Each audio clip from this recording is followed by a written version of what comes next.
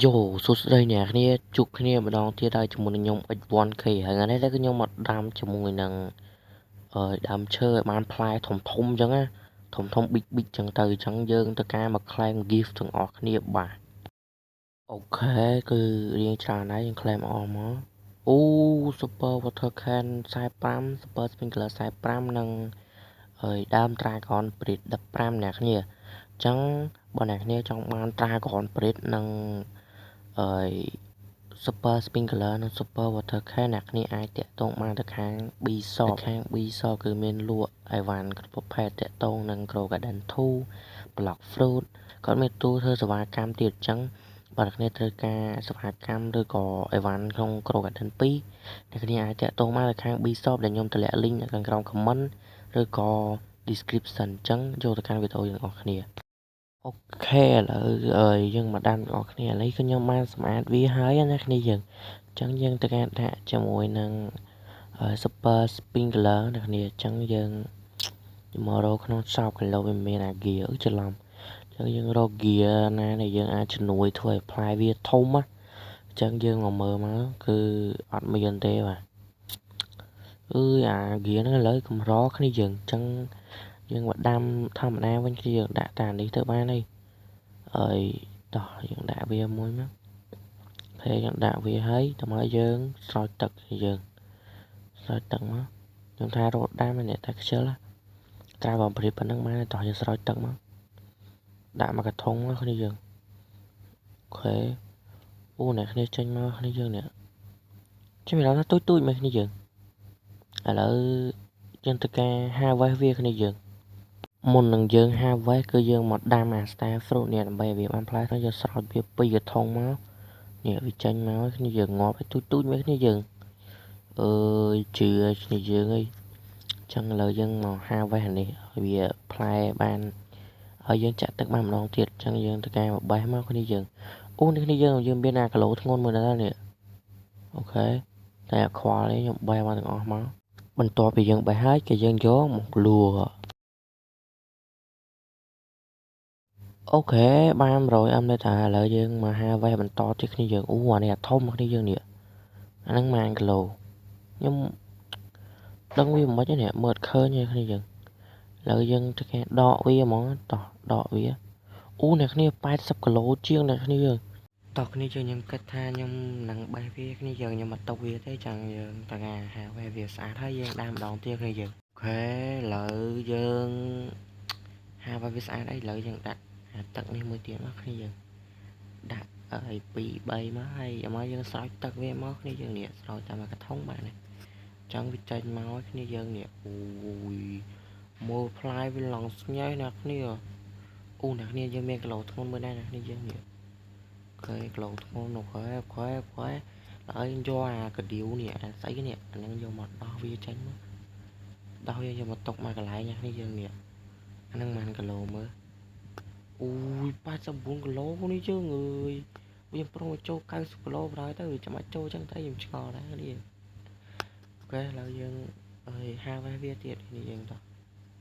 យើង harvest វាមកនេះធំហ្នឹងខ្ញុំច្រឡំបេះបាត់ដល់គេអីតោះបេះទាំងអស់មកនេះយើងតោះចឹងយើងបេះវាអស់មកហើយយើង harvest វាយើងដាក់ទឹកម្ដងទៀតចឹងតាមរងហើយបានធំចឹងបន្ទាប់ពីយើងបេះហើយយើងយកមកលួ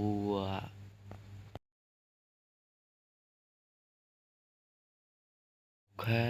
យើងបាន10អំដែរតោះយើងharvestវាឲ្យអស់នេះយើង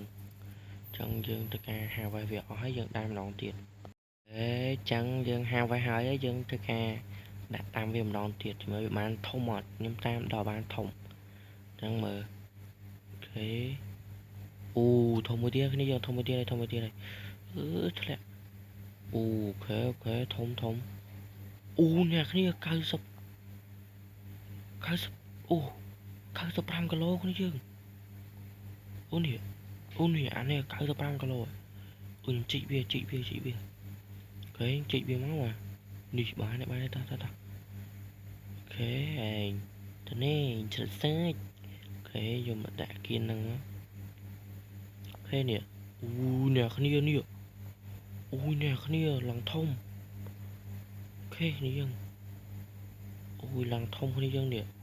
em sẽ chỉ làm bay bé này dân ui thông khá này dân chẳng dân hay nha này dân nè nhưng chỉ làm bay mẹ này mình nhưng chỉ làm bay này dân sớm ra mình cho này dân lỡ dân ta ra đamមួយទៀតគ្នាឥឡូវខ្ញុំធ្វើការដាំ Star Fruit ម្ដងអូខេចឹងឥឡូវយើងមករៀបចំវាហើយឥឡូវយើងរកកន្លែងស្រោចទឹកវាយើងដាក់អានេះអា Super Sprinkler នេះមកគ្នាយើងដាក់ហើយយើងបូកជាមួយនឹងអាធម្មតាគ្នាយើងអាហ្នឹងវាជំនួយឲ្យវាធំមកកាន់តែហ្នឹងកាន់តែច្រើនកាន់តែធំអញ្ចឹងយើងស្រោចវាមួយមកស្រោចវាមួយទៀតមកអូខេយើងចេញមកមើលទៅវាបានប៉ុណ្ណាគ្នាយើងអូធំតាអូខេមើលគីឡូវាមើលអូអានេះអានេះ1គីឡូមិញមើលអត់ទាន់អូអ្នកគ្នា89គីឡូដេមឥឡូវយើងទៅការខ្ញុំគិតថាខ្ញុំនឹងដកវាចេញគ្នាខ្ញុំដាំយកធ្ងន់ជាងហ្នឹងវិញអញ្ចឹងយើងទៅការហាងវេះវាហើយយកទៅលក់អញ្ចឹងហ្នឹងខ្ញុំថាដកវាហើយគ្នាយើងតែខ្ញុំអត់ដាច់ចិត្តអញ្ចឹងខ្ញុំຕົកវាទៅឥឡូវយើងទៅការຕົកអាគីឡូធ្ងន់មួយនេះយើងអូខេអានេះ71គីឡូគ្នាយើងដកអា50អាអីចេញអស់នេះយើងដកអាធម្មតាហើយយើងដាំអាម្ដងទៀតទៅវាបានធំអញ្ចឹងណាឥឡូវយើងដាំបេះទូចនេះ41គីឡូ40គីឡូហ្នឹង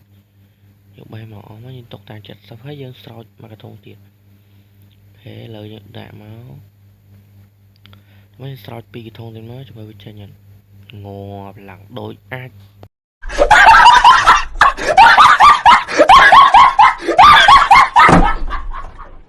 អូខេចាំខ្ញុំនឹងដាំឲ្យវាបានផ្លែធំ